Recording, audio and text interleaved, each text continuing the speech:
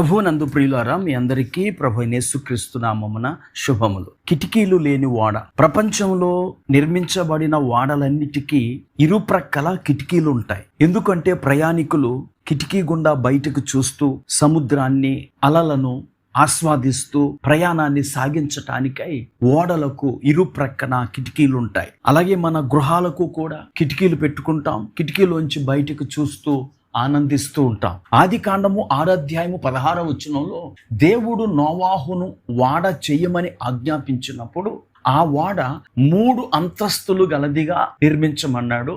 ఆ 3 అంతస్తులకు ఒకే కిటికీ పెట్టమన్నాడు. అది పైకప్పుకు ఒక మూర క్రిందకు పెట్టమన్నాడు. పైకప్పుకు 3 క్రింద అంటే మనము వెంటిలేటర్స్ పెట్టుకునే ప్లేస్ అన్నమాట. ఎందుకు దేవుడు అలాగూ చేయమన్నాడు?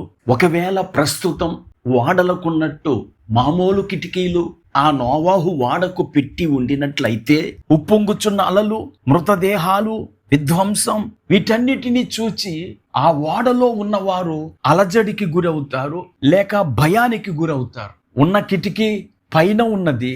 ఒకవేళ ఆ కిటికీ ద్వారా చూసినప్పుడు ఆకాశము తప్ప అలలు గాని శవాలు గాని కనిపించవు. ప్రియులారా, మన దేవుడు కూడా మనలను పైకి చూడమని ఆదేశిస్తూ ఉన్నాడు. కొలసీలకు రాసిన పత్రిక 3:1-2 అపోస్తలుడైన పౌలు ఇలాగూ హెచ్చరిక చేస్తాడు. మీరు క్రీస్తుతో కూడా లేపబడిన వారైతే పైనున్న వాటినే వెదకుడి, అక్కడ క్రీస్తు దేవుని కుడి పార్శ్వమున కూర్చుండి ఉన్నాడు.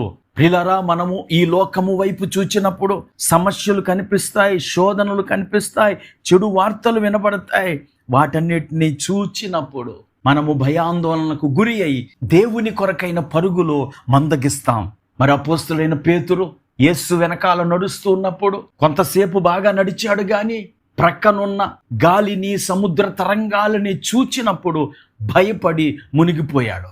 నోవాహు వాడలో ఉన్న నోవాహు కుటుంబమునకు అలాంటి భయాందోళనలు కలుగకుండా దేవుడు కిటికీలు చేయమని ఆజ్ఞాపించలేదు. ఈ మాటలు వింటున్న నా ప్రియ స్నేహితుడా, సోదరి, నోవాహు వాడ క్రీస్తుకు సాదృశ్యముగా ఉన్నది. పాపములో మునిగిపోయిన నోవాహు కాలము నాటి ప్రజలను జలప్రలయము ముంచివేసి నాశనము చేసినట్లు నేడు కూడా పాపములో మునిగిపోయిన ప్రజలను దేవుని ఉగ్రత అగ్ని కాల్చబోతోంది. కనుక అలాంటి భయానకమైన పరిస్థితులు రాకుండా ఉండేందుకు యేసుక్రీస్తు అనే వాడలోనికి మనము ప్రవేశించాలి. ఎవరైతే క్రీస్తులోనికి వచ్చారో వారు సురక్షితంగా ఉంటారు.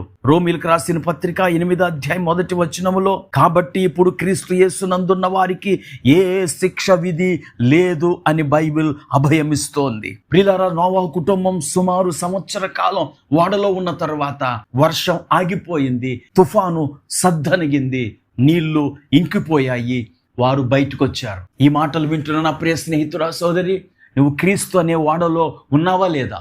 క్రీస్తులో నువ్వు ఉన్నప్పుడు ఏదో రోజు నీ సమస్య తీరిపోతుంది, నీ రోగము తగ్గిపోతుంది, నీ ఆర్థిక ఇబ్బందులు నిన్ను విడిచిపోతాయి, నువ్వు క్షేమంగాను సురక్షితంగాను ఉంటావు. నేడే విశ్వాసముతో క్రీస్తులోనికి వచ్చి క్రీస్తులో మీ స్థానాన్ని సుస్థిరం చేసుకోండి. ప్రార్థన చేసుకుందాం. కృపా కనికరం కలిగిన మా తండ్రి, నీకు వందనాలు.